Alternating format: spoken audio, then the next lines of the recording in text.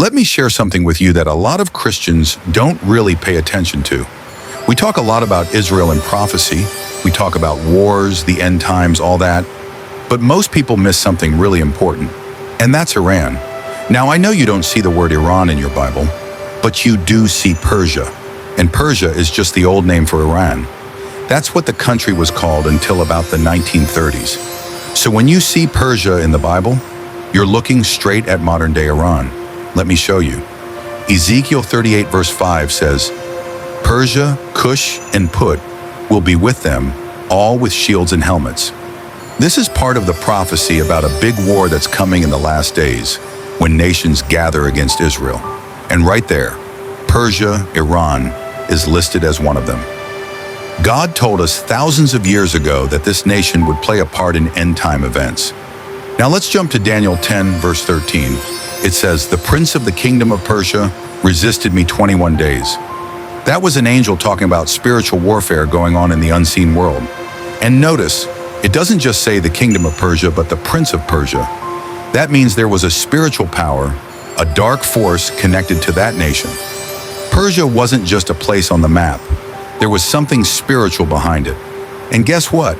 That's still true today. Now look at the news, look at what's going on. Every time you hear about Israel under attack, rockets, wars, conflicts, guess who's in the middle?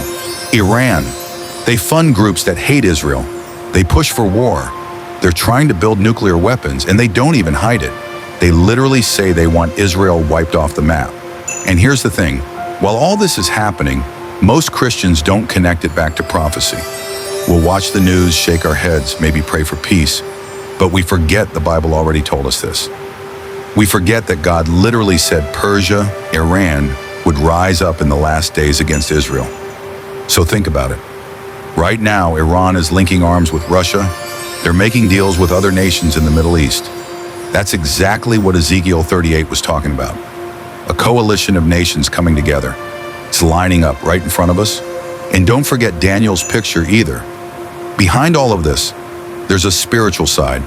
There's more happening than just politics and armies. There are dark forces stirring nations against God's people. That's why sometimes the news feels so heavy. It's not just physical battles, it's spiritual war. But here's the good news.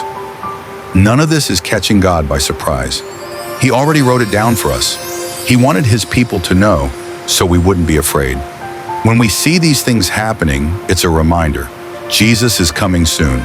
So here's my challenge to you. Don't sleep on prophecy. Don't ignore Iran when you hear about it. Open your Bible with your news feed. When you hear Iran, remember, that's Persia. That's prophecy. And it means the Bible is alive right in front of your eyes. All this should make us alert. It should make us pray for Israel. It should make us stay ready. And most of all, it should remind us God is in control and his word never fails.